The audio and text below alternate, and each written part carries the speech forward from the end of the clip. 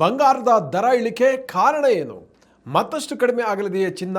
ನಮಸ್ಕಾರ ವೀಕ್ಷಕರೇ, ನೀವು ನೋಡ್ತಾ ಇದ್ದೀರಾ ವಿಶ್ವವಾಣಿ ಮನಿ. ನಾನು ಕೇಶವ ಪ್ರಸಾದ್.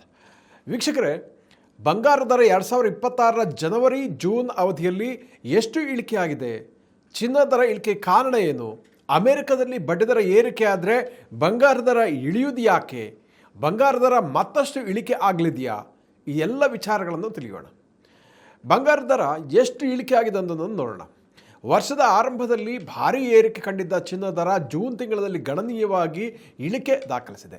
ಭಾರತೀಯ ಮಾರುಕಟ್ಟೆಯಲ್ಲಿ MCX ಟ್ರೇಡ್ ಮಾರ್ಕೆಟ್ನಲ್ಲಿ ಜೂನ್ ತಿಂಗಳ ಆರಂಭದಲ್ಲಿ 10 ಗ್ರಾಂ ಚಿನ್ನ 24 ಕ್ಯಾರೆಟ್ನ ಬೆಲೆ ಸುಮಾರು 1,54,908 ರೂಪಾಯಿ ಇತ್ತು. ಆದರೆ ಜೂನ್ 3ನೇ ವಾರದ ವೇಳೆಗೆ ಇದು ಸುಮಾರು 1,44,838 ರೂಪಾಯಿಗೆ ಇಳಿಕೆ ದಾಖಲಿಸಿದೆ. ಅಂದರೆ ಕೇವಲ ಜೂನ್ ತಿಂಗಳಲ್ಲೇ ಚಿನ್ನದ ದರದಲ್ಲಿ ಸುಮಾರು 6.5% ಅಂದರೆ 10,000ಕ್ಕಿಂತ ಜಾಸ್ತಿ ಇಳಿಕೆಯಾಗಿದೆ. ಒಟ್ಟು 14ರಿಂದ 15,000 ಇಳಿಕೆಯಾಗಿದೆ. ಜಾಗತಿಕ ಮಾರುಕಟ್ಟೆಯಲ್ಲೂ ಚಿನ್ನದ ದರ ಪ್ರತಿ ಔನ್ಸಿಗೆ $4,150 ಆಸ್ಪಾಸಿಗೆ ಇಳಿಕೆ ದಾಖಲಿಸಿದೆ. ಹಾಗಾದರೆ ಚಿನ್ನದ ದರ ಇಳಿಕೆ ಕಾರಣ ಏನು? ಚಿನ್ನದ ದರ ದಿಢೀರ್ ಇಳಿಕೆ ಆಗಲಿಕ್ಕೆ ಪ್ರಮುಖವಾಗಿ 4 ಕಾರಣಗಳಿದೆ. ಮೊದಲನೇದಾಗಿ ಭೌಗೋಳಿಕ ರಾಜಕೀಯ ಉದ್ವಿಗ್ನತೆ ಕಡಿಮೆ ಆಗ್ತಾ ಇದೆ.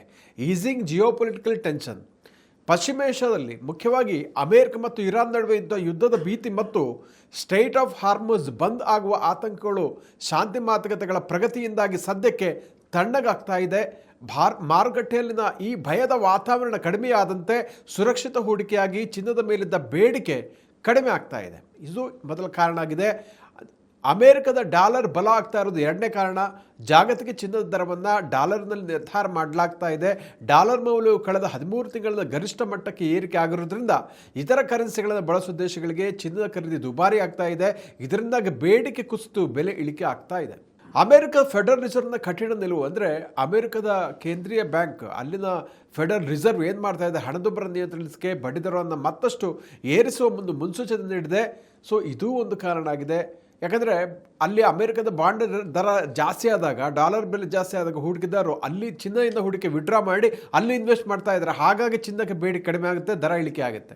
ಇನ್ನು ಲಾಭದ ನಗದೀಕರಣ, ಇದು ಮತ್ತೊಂದು ಪ್ರಾಫಿಟ್ ಬುಕ್ಕಿಂಗ್ ಇನ್ನೊಂದು ಕಾರಣ. ಕಳೆದ 1 ವರ್ಷದಿಂದ ಚಿನ್ನದ ದರ ಸಾರ್ವಕಾಲಿಕ ದಾಖಲೆ ಮಟ್ಟದಲ್ಲಿದ್ದ ಕಾರಣ ಬೆಲೆ ಇಳಿಯುವ ಮುನ್ಸೂಚನೆ ಸಿಗ್ತಾ ಇದ್ದ ಹಾಗೆ ದೊಡ್ಡ ದೊಡ್ಡ ಹೂಡಿಕೆದಾರರು ಏನು ಮಾಡ್ತಾರೆ ಅಂದರೆ ಚಿನ್ನವನ್ನು ಮಾರಾಟ ಮಾಡಿ ಲಾಭ ಮಾಡಿಕೊಳ್ಳಿಕ್ಕೆ ಪ್ರಾಫಿಟ್ ಬುಕ್ಕಿಂಗ್ ಮಾಡ್ತಾ ಇದ್ದಾರೆ. ಇದು ಒಂದು ಕಾರಣ ಆಗಿದೆ. ಮೂರನೇದಾಗಿ ಅಮೆರಿಕದಲ್ಲಿ ಬಡ್ಡಿ ದರ ಏರಿಕೆ ಆದರೆ ಬಂಗಾರ ದರ ಇಳಿಕೆ ಆಗುವುದು ಯಾಕೆ ಅನ್ನೋದನ್ನು ನೋಡಿದ್ರೆ, ನಾನು ಈಗಾಗಲೇ ಸಂಕ್ಷಿಪ್ತವಾಗಿ ಹೇಳಿದೆ, ಇದರ ಹಿಂದೆ ಒಂದು ಸರಳವಾದ ಆರ್ಥಿಕ ತರ್ಕ ಇದೆ. ಚಿನ್ನ ಅನ್ನೋದು ಯಾವುದೇ ಬಡ್ಡಿ ಅಥವಾ ಲಾಭವನ್ನು ನೀಡದ ಆಸ್ತಿ. ಚಿನ್ನ ಅಂದಿಟ್ಟರೆ ಯಾರೂ ಬಡ್ಡಿ ಕೊಡಲ್ಲ. ಆದರೆ ಅಮೆರಿಕದ ಫೆಡರಲ್ ರಿಸರ್ವ್ ಬ್ಯಾಂಕ್ ಬಡ್ಡಿ ದರವನ್ನು ಹೆಚ್ಚಿಸಿದಾಗ ಇದೇ ಕಾರಣಕ್ಕೋಸ್ಕರ ಅಲ್ಲಿನ ಸರ್ಕಾರಿ ಬಾಂಡ್ಗಳು ಮತ್ತು ಬ್ಯಾಂಕ್ ಠೇವಣಿಗಳು ಠೇವಣಿದಾರರಿಗೆ ಹೆಚ್ಚಿನ ಬಡ್ಡಿಯನ್ನು, ಲಾಭವನ್ನು ಕೊಡುತ್ತೆ. ಸೊ ಹಾಗಾಗಿ ಯಾವುದೇ ರಿಸ್ಕ್ ಇಲ್ಲದೆ ಹೆಚ್ಚಿನ ಬಡ್ಡಿ ಸಿಗುವಾಗ ಹೂಡಿಕೆದಾರರು ಚಿನ್ನದಲ್ಲಿ ಯಾಕಿಡ್ತಾರೆ? ಯಾವುದೇ ಬಡ್ಡಿ ಕೂಡ ಅಲ್ಲಿ ಸಿಗಲ್ಲ. ಸೊ ಹೀಗಾಗಿ ಹೂಡಿಕೆದಾರರು ಈ ಬಡ್ಡಿ ನೀಡದ ಚಿನ್ನದಿಂದ ತಮ್ಮ ಹಣವನ್ನು ಹಿಂತೆಗೆದುಕೊಂಡು ಅಮೆರಿಕದ ಬಾಂಡ್ಗಳಲ್ಲಿ ಹೂಡಿಕೆ ಮಾಡ್ತಾರೆ. ಇದರಿಂದ ಚಿನ್ನದ ಮಾರುಕಟ್ಟೆಯಲ್ಲಿ ಮಾರಾಟದ ಒತ್ತಡ ಜಾಸ್ತಿಯಾಗಿ ದರ ಇಳಿಕೆ ಆಗುತ್ತೆ. ಇನ್ನು 4ನೇ ಕಾರಣ ಅಥವಾ ನಿರೀಕ್ಷೆ, ಬಂಗಾರ ದರ ಇನ್ನಷ್ಟು ಇಳಿಕೆ ಆಗಲಿದೆಯಾ ಅನ್ನುವಂಥದ್ದು. ಸದ್ಯದ ಮಾರುಕಟ್ಟೆ ವಿಶ್ಲೇಷಕರ ಪ್ರಕಾರ ಇಳಿಕೆಯ ಪ್ರವೃತ್ತಿ, ಬೇರಿಶ್ ಮೂವ್ಮೆಂಟ್ ಇನ್ನೂ ಕೆಲವು ದಿನ ಕಾಲ ಮುಂದುವರಿದ ಚಾನ್ಸಸ್ ಇದೆ. ಇದು ಅಲ್ಪಕಾಲಿಕ.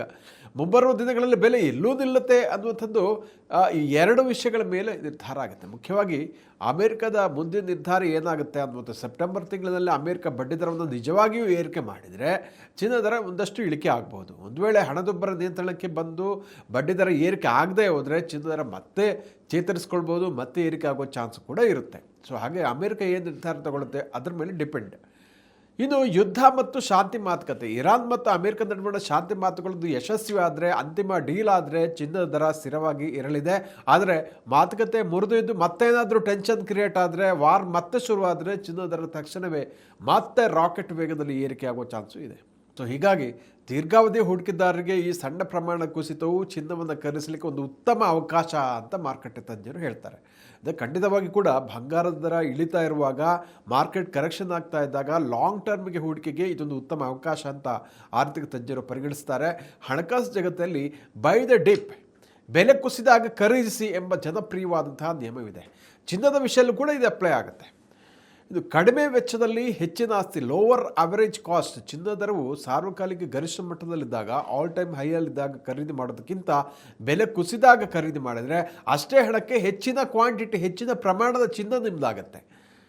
ಸೊ ಇನ್ನು ದೀರ್ಘಾವಧಿಯಲ್ಲಿ ಚಿನ್ನ ಯಾವಾಗಲೂ ಗೆಲ್ಲುತ್ತೆ ಅಂತ ತಜ್ಞರು ಹೇಳ್ತಾರೆ. ಅಂದರೆ ಇತಿಹಾಸವನ್ನು ಗಮನಿಸಿದರೆ ಭೌಗೋಳಿಕ ರಾಜಕೀಯ ಕಾರಣಗಳಿಂದ ಅಥವಾ ಅಮೆರಿಕದ ಬಡ್ಡಿದರ ಏರಿಕೆಯಿಂದ ಚಿನ್ನದ ದರ ಬೇರೆ ತಾತ್ಕಾಲಿಕವಾಗಿ ಇಳಿಕೆ ಆದರೂ ಕೂಡ 3ರಿಂದ 5 ವರ್ಷಗಳ ದೀರ್ಘಾವಧಿಯಲ್ಲಿ ಅದು ಯಾವಾಗಲೂ ಕೂಡ ಹಣದುಬ್ಬರವನ್ನು ಮೀರಿಸುವಂಥ ಒಂದು ಉತ್ತಮ ರಿಟರ್ನ್ಸನ್ನು ಕೊಟ್ಟಿದೆ ಅನ್ನುವಂಥದ್ದು ತಿಳಿದು ಬರುತ್ತೆ.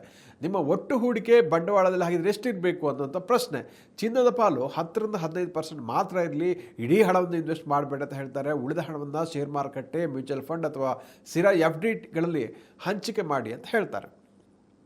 ನೀವು ಕನಿಷ್ಠ 3ರಿಂದ 5 ವರ್ಷಗಳ ಕಾಲ ಅವಧಿಗೆ ಹೂಡಿಕೆ ಮಾಡಲಿಕ್ಕೆ ನಿರ್ಧಾರ ಮಾಡಿದರೆ, ರೆಡಿ ಇದ್ದರೆ, ಆಗ ಮಾರುಕಟ್ಟೆಯಲ್ಲಿ ಆಗ್ತಾ ಇರುವ ಚಿನ್ನದ ಬೆಲೆ ಕುಸಿತವು, ಅಂದರೆ ಈಗ ಆಗ್ತಾ ಇರುವಂಥದ್ದು, ನಿಮ್ಮ ಹೂಡಿಕೆಯನ್ನು ಆರಂಭಿಸಲು ಅಥವಾ ಹೆಚ್ಚಿಸಲಿಕ್ಕೆ ಸಿಕ್ಕಿರುವಂಥ ಒಂದು ಭರ್ಜರಿ ಡಿಸ್ಕೌಂಟ್ ಆಫರ್ ಇದ್ದಂತ ಹೇಳ್ಬೋದು. ಅಂದರೆ ಬೈ ಆನ್ ಡಿಪ್ ನೀತಿಯ ಪ್ರಕಾರ ಒಂದು ಖರೀದಿ ಮಾಡಲಿಕ್ಕೆ, ಇನ್ವೆಸ್ಟ್ ಮಾಡಲಿಕ್ಕೆ ಸದಾವಕಾಶ ಅಂತಂದರೆ ಈ ಒಂದು ಅವಧಿಯನ್ನು ಹೇಳ್ಬೋದು ಅಂತ ತಜ್ಞರು ಹೇಳ್ತಾ ಇದ್ದಾರೆ. ಅಫ್ಕೋರ್ಸ್ 10ರಿಂದ 15% ಆ ಲಿಮಿಟನ್ನು ಮೈಂಡಲ್ಲಿ ಇಟ್ಕೊಂಡು ಈ ಹೂಡಿಕೆಯನ್ನು ಮಾಡ್ಬೋದು. ಹೂಡಿಕೆ ಮಾಡಲಿಕ್ಕೆ ಸಾಕಷ್ಟು ಅವಕಾಶಗಳಿದೆ.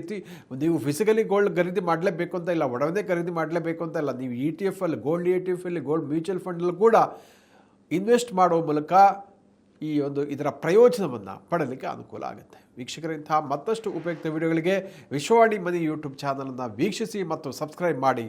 ವಂದನೆಗಳು.